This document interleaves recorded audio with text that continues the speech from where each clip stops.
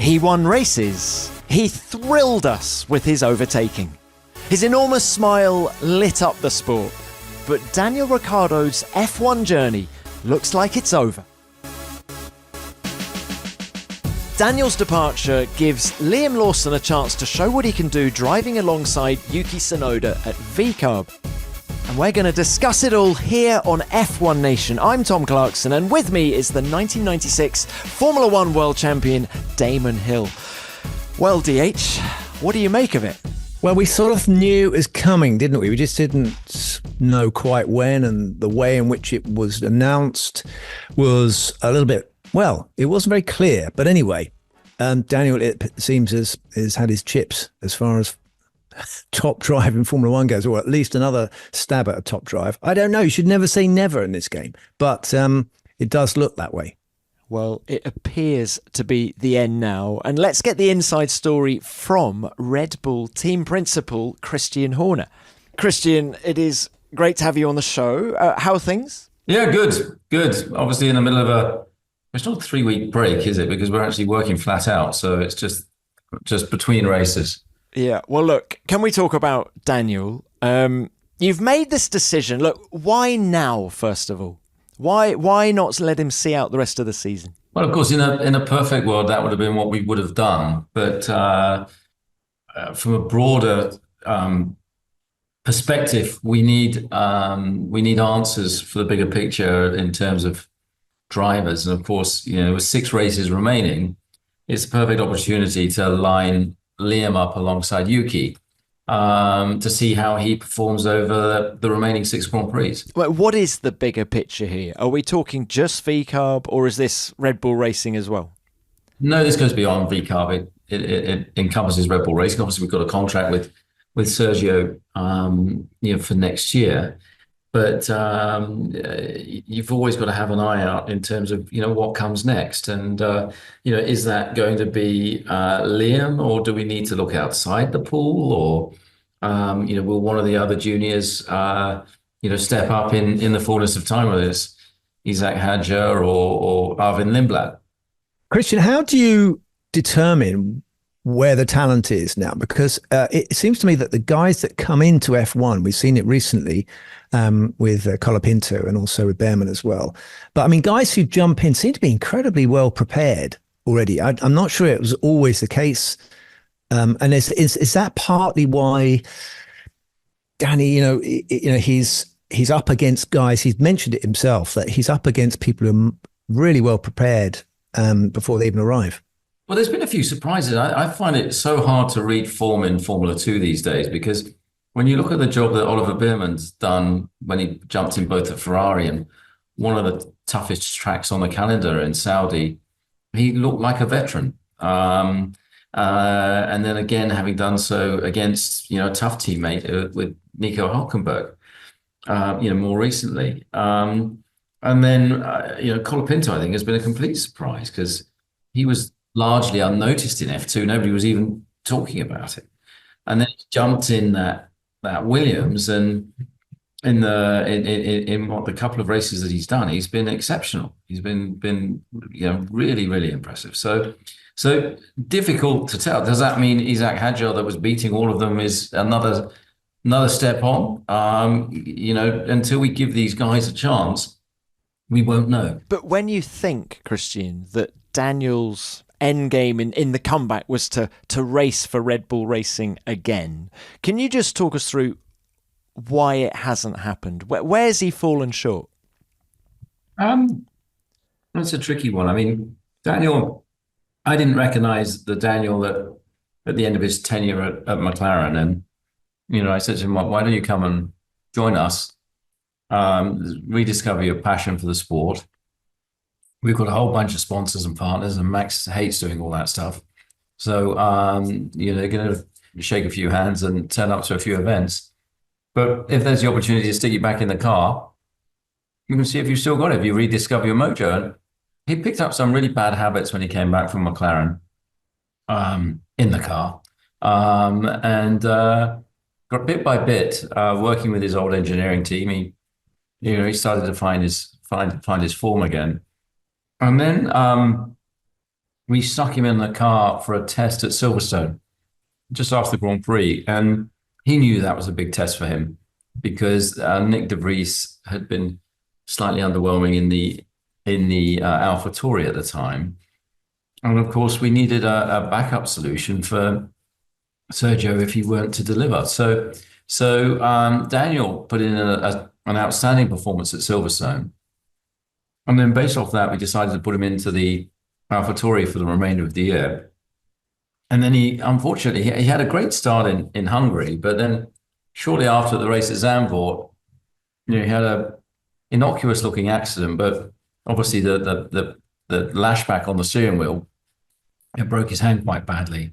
And then that knocked him out for 4 or 5 races, at which point gave Liam the opportunity to step in as well. And suddenly it was like, okay, this kid can drive as well. So in the end, we elected to take experience over youth, because the purpose of Daniel, because he wasn't a junior driver, he was there as a backstop in the event that Sergio wasn't finding his form.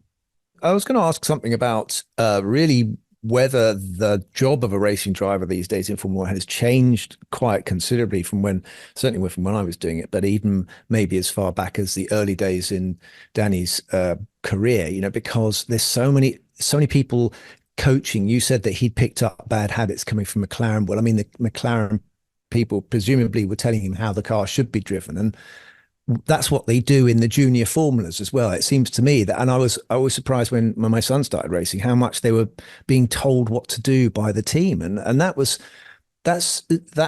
might go against someone's instinctive driving style. Whether or not you're adaptable is important, but sometimes people like to drive the way they like to drive, and is there an element of that, Christian, that actually drivers get lost in this, kind of overwhelming amount of advice they get?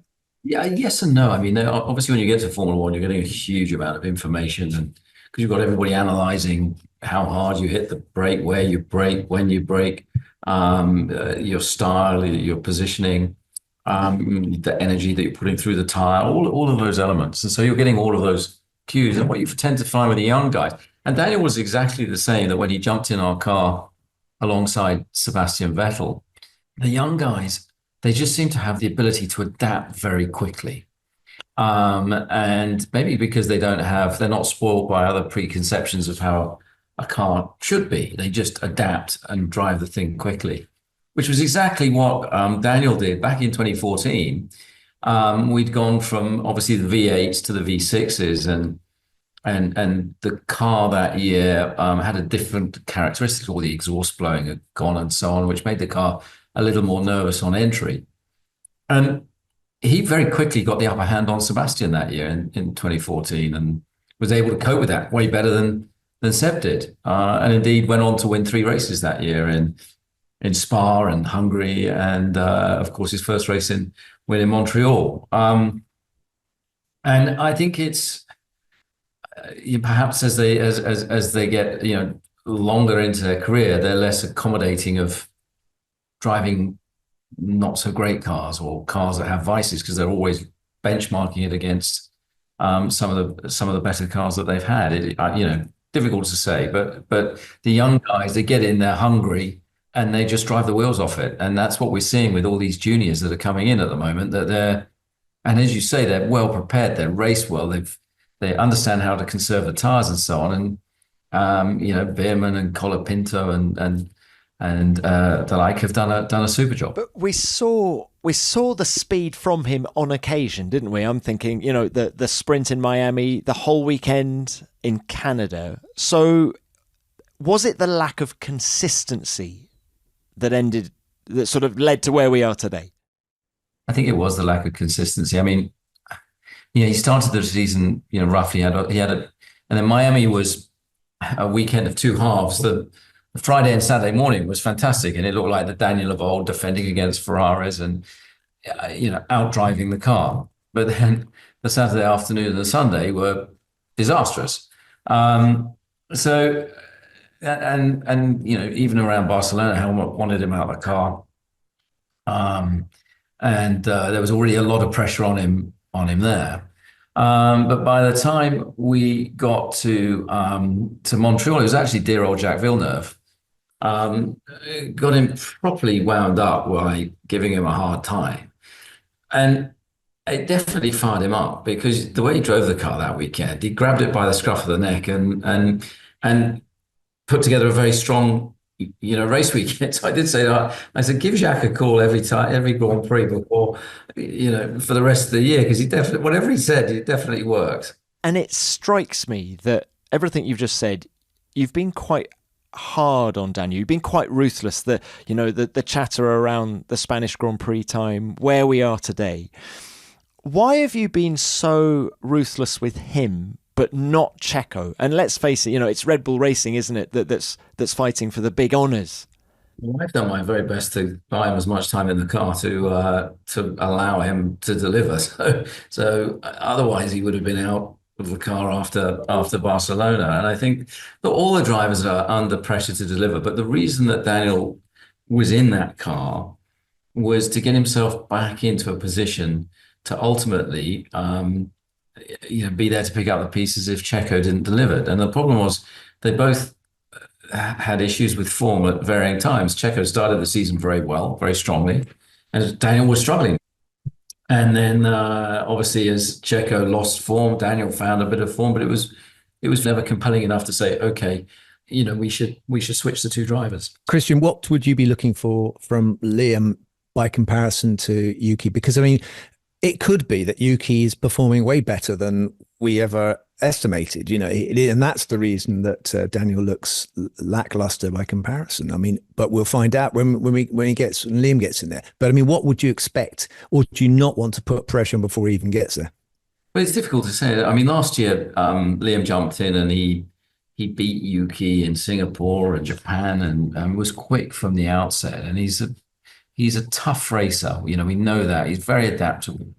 And certainly the testing that he's done for us in the Red Bull Racing car this year has been very, very encouraging. We know that Yuki is a very, very fast driver. He can definitely extract a lap and he can, as he's mature, because he's not a rookie anymore. He's in his fourth season of Grand Prix racing. He's got a lot of experience under his belt now. So taking him as the datum point, we saw what Daniel, where he compared to Yuki. It will just be very interesting to see, how Liam performs over the last remaining 6 races. Christian, what is your ideal scenario for 2025? Obviously, Checo finds his form and rediscovers the shape that he was in at the beginning of the year, and nothing changes. But as we know in this business, 2 weeks is long term. F1 Nation is an official F1 podcast. Why not check out the others? F1 Beyond the Grid for in-depth interviews with F1's biggest stars, and F1 Explains for expert answers to your questions on how the sport works. Find F1 Beyond the Grid and F1 Explains on your podcast app and the F1 YouTube channel.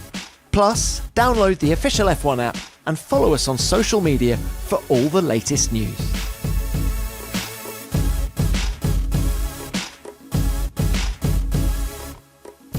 Well, we're in the lull before Austin, Christian. You've got an upgrade coming next time out. What hopes do you have for it? I think all the teams, it's a natural point in time in the year that all teams will bring something to Austin, and we're hearing Ferrari have got something sizable. I think Mercedes, McLaren, they'll all be bringing something. Now, I think what we're looking to do is to build on the understanding that we've started to really get a clear picture on since Monza, and take a car there that's well balanced between both of its axles. It inspires the confidence of the driver. It's a very different challenge there. It's that first sector is very high speed. They've resurfaced part of the circuits as well, so there's another variable that's thrown in. It's a sprint weekend, so you've got to hit the ground running. You've got to take into account all of those elements. But the whole team's been working incredibly hard on understanding the issues, addressing them, and getting hopefully remedies on the car for Austin. Was this kind of getting a handle on how things were going? Was that anything to do with the floor at all, Christian? Because I heard somewhere that you tried a floor in Spain or something like that, and Checo didn't like it, and then you've gone back to it, and it seems to have helped him as well as helped Max. I think we've seen some issues that have been aerodynamic issues that actually, when you really peel sort of the layers of the onion back, they actually go back to 2023. And I think that Max, due to his uncanny ability to drive around problems, has been able to deal with it, whereas it affected Checo much more. And almost to the point where, a little like perhaps the Benetton Crashed. in your era, in the sort of the early 90s, Michael could drive that car, but whoever else got in it seemed to really struggle with it. Max has that ability, and to just drive around a car that has these sensitivities.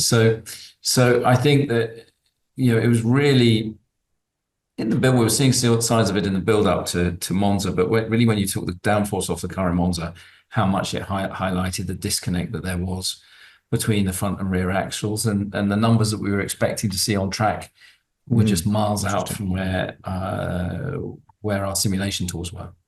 How much do you need to find in terms of lap time, do you think? Well, based on Lando's first stint performance in Singapore, about 23 seconds. But I think we've started to understand things and started to hopefully come up with some solutions. I thought Max getting the car on the front row in Singapore was a phenomenal achievement, by him, particularly considering it was far from our best circuit, last year. So yeah, we've got plenty to do. I think as with all these things, it's how the car interacts mechanically, aerodynamically, and of course then how the rubber, which is particularly sensitive this year, how it being in that magic window on these Pirellis. So it's all of those elements, but we're determined to go there and get on the front foot. Is it also anything to do with the cost cap doing what it's supposed to do, and the regulations bringing the guys who didn't score so heavily the previous season? Are they able to get closer to your heels? And you've got the glass ceiling. Is that working now? There's an element of that because, of course, it is a handicap system. So if you're leading the championship, you have the least amount of research time with your tools, whether it be the tunnel or CFD. So of course that is a handicap. But I think, and cost cap, you have to think very, very carefully where you're going to apply your money, because you've got to have bang for buck. So gone are the days where you just keep throwing different iterations and solutions at things, because you quite simply can't afford to do it. You've got to be very selective in what you hit the production button on to deliver to the car, because it's all about bang for buck. Christian, can we just end this by bringing it back to the drivers?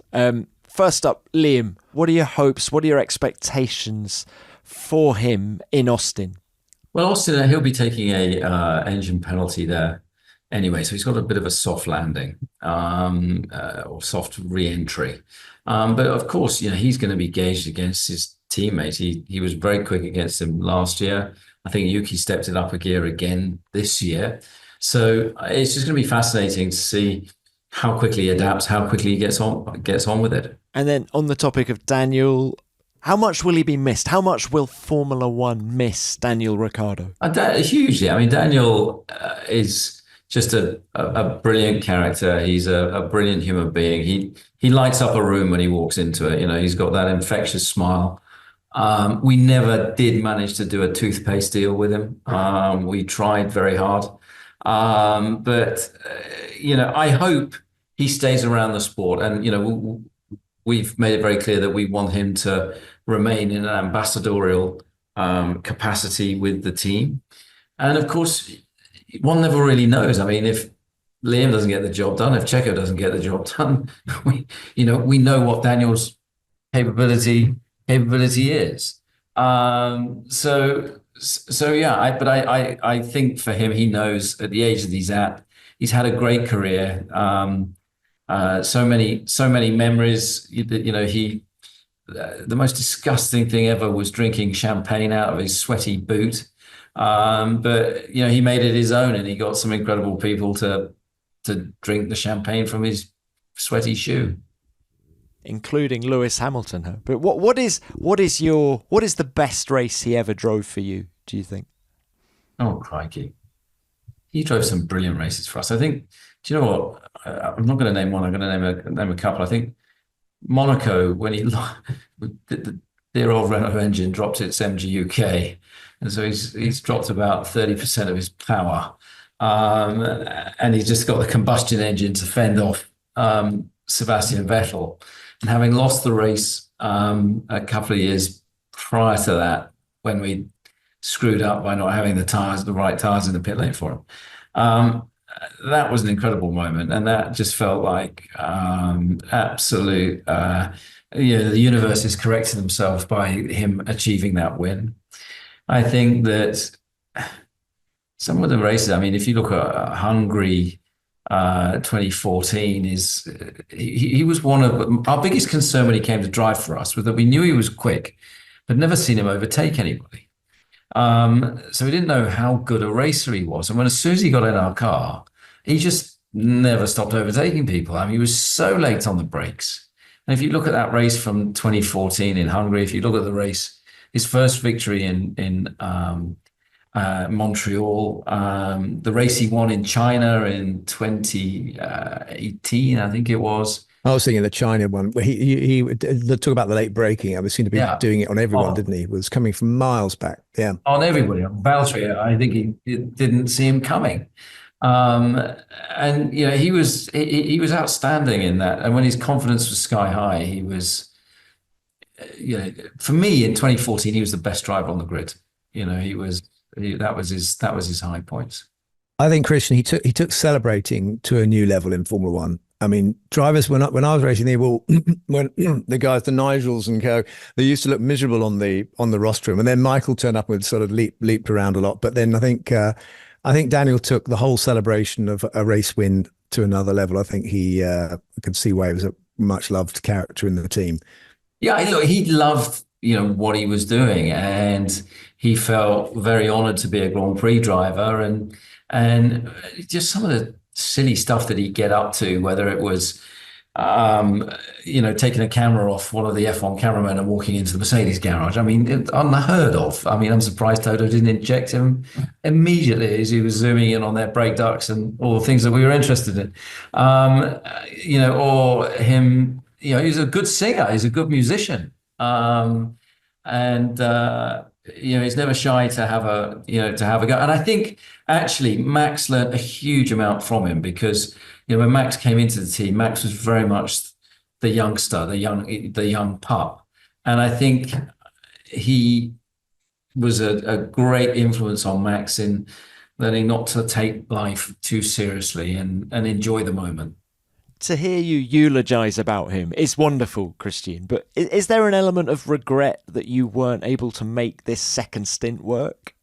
Yeah, I would have loved to see him used it as a leap, as a springboard to get back to where he was, to have completed the story, but it wasn't to be, and Daniel's honest about that, and he knows in his heart he gave it his best shot, and he's had a great career. He's had a great run, but unfortunately, the next chapter wasn't to be. He's so good in front of the camera. He's a natural entertainer and showman. He will be for sure in front of the camera at some point, and I'm sure there'll be a documentary or something that'll be fascinating. Christian, thanks for your time. What a great guy. It's so fun just to stop for a moment and celebrate Daniel. We will miss him, and really appreciate your time. Thank you. No, thank you very much.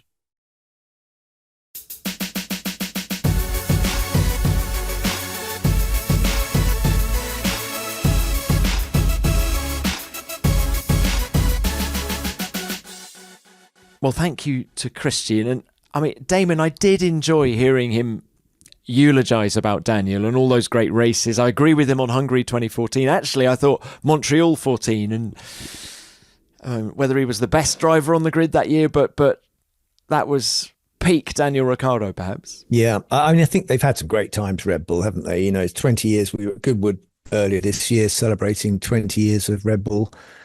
Seems incredible. They just were just newcomers, so it seems like yesterday, and supposed to be the team that breaks the mold, you know, and party a lot and so forth. And I think that they'll look back at Danny Rick was really almost their perfect driver from that point of view, because he was so liked and so gregarious and up to hijinks, as Christian was saying, and he played the game, you know, and he was quick and he raced, he could deliver as well.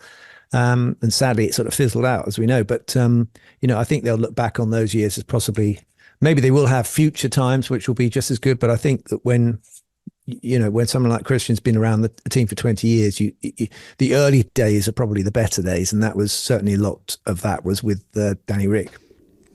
I mean, perhaps we should have asked him, but do you think he was being serious? If, you know, when he said, if Liam doesn't work out, we know what Daniel's strengths and weaknesses. But you took that to mean that it would be back again, do you think? Well, I don't know. That would be like a new record, wouldn't it? In and out. How many ins and outs of F1 can you possibly do in one career? I think he probably wasn't being serious about it.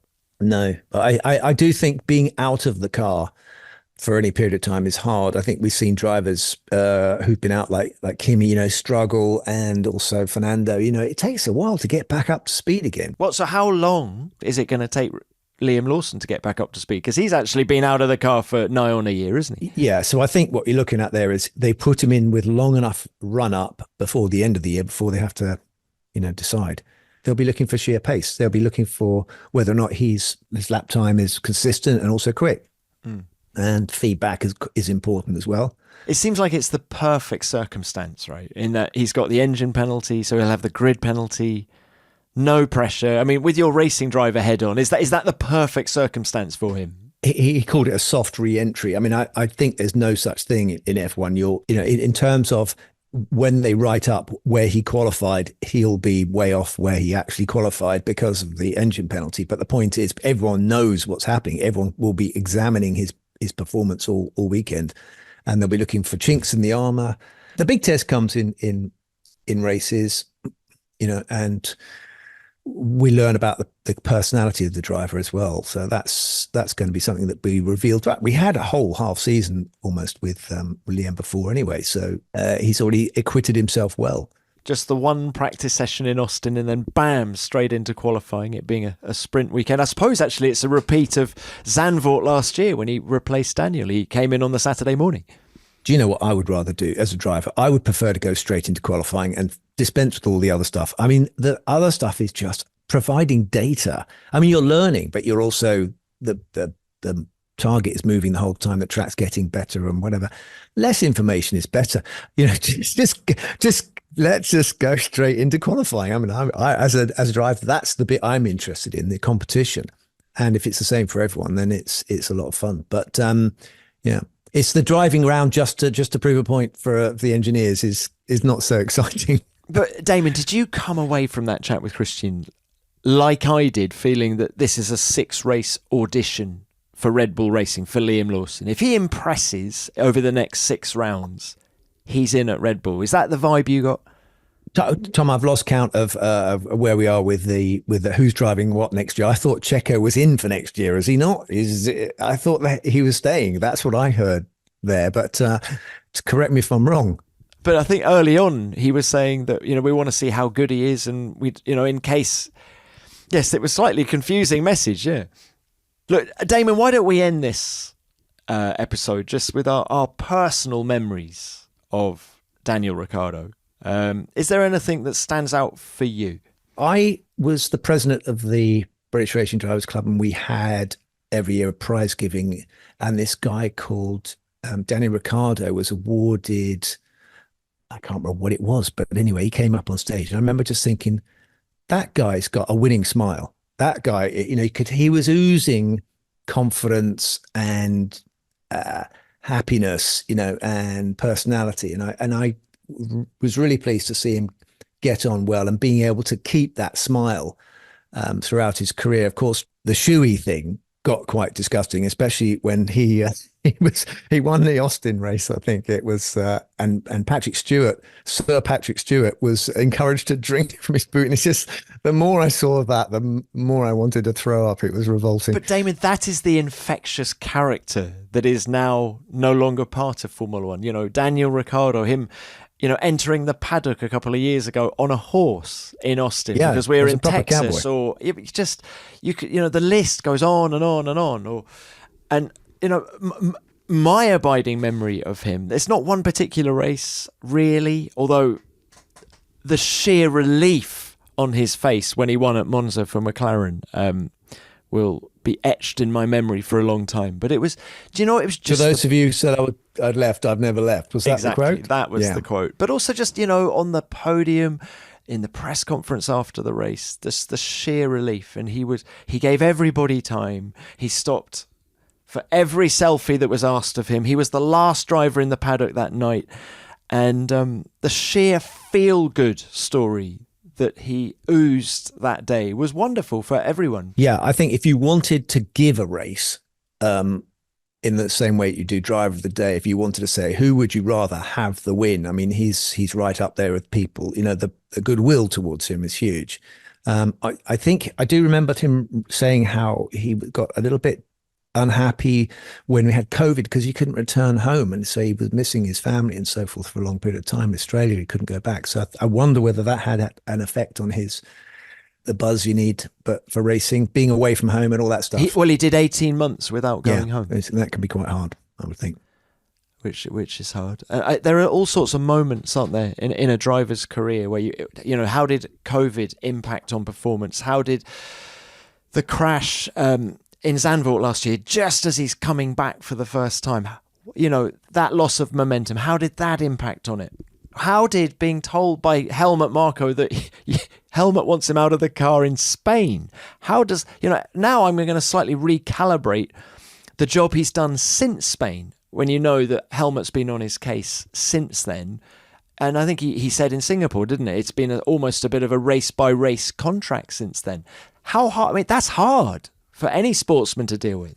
With Christian, we didn't really get into the way they handled the announcement of him going. It was more like there was a rumor. It became such a strong rumor that it was almost taken as read that was the news. And of course, it turned out to be true. But I mean, as far as we know, there was no real clear. You know, it got to the point where you think it might as well have just said, "Listen, this is going to be Daniel's." Everyone's talking about it. We know it's going to happen. This is Daniel's last race. If you want to say goodbye and well done, then now's your time. Yeah, instead it was it went out as a bit of a damp squib. Red Bull have form in that way. You know, when you look back at, you know, Pierre Gasly, when you look back at Alex Albon or Nick de Vries, none of them were afforded that luxury of knowing it was their last race for the team. It seems to me the way Red Bull do things. You have to go right back to sort of Webber in 2013, really, the last time they actually gave a driver a proper send-off, which was in Brazil. And do you remember Webber doing the slowdown lap with his helmet off and things like that? But since then, that's 10 years now, they haven't really been in the business of giving people their moment. After I retired, I always used to say that if you thought getting into Formula One was hard, you should try getting out. It's more difficult. Well, let's see what Daniel Ricciardo does next. Christian thinks he's got a future in front of him, in front of the camera. We shall see. I hope he keeps racing, personally. I think he's still got a lot to offer on a racetrack. If that's not in Formula One, I'd love to see him go and maybe win Le Mans. Well, you've got to have the love for it, Tom. You know, you can't just do racing because that's what you do. You know, if it doesn't excite you, I mean, he'll probably go and do NASCAR, knowing Tony Rick. You know, he'll probably want to go and do a Ricky Bobby thing. That's such a different discipline. Well, is it? I mean, it's not really. You're going very fast in a car and racing people. And it's in America, which he's always professed to love that style of culture and racing. So I can imagine he being a huge star over there. Definitely a huge star, but is he, how difficult is it to adapt to a NASCAR when you've been used to a single seater? It must be a huge step. I don't know. I've never done it. All right, well, watch that space. Damon, as ever, it's been a pleasure to chat. And thank you to Christian as well for coming on the show. There's much more on Ricciardo, Lawson, and the rest of the latest F1 news on the F1 app, f1.com, and F1's social media channels. And if you want something else to listen to, please look out for F1's other official podcasts. I've had some fantastic in-depth conversations on F1 Beyond the Grid recently. And F1 Explains has been answering your questions about the sport as well. So please search for both of those podcasts on your podcast app. Otherwise, F1 Nation will be back next Monday, so we will speak to you then. F1 Nation is produced by Formula One and Audio Boom Studios.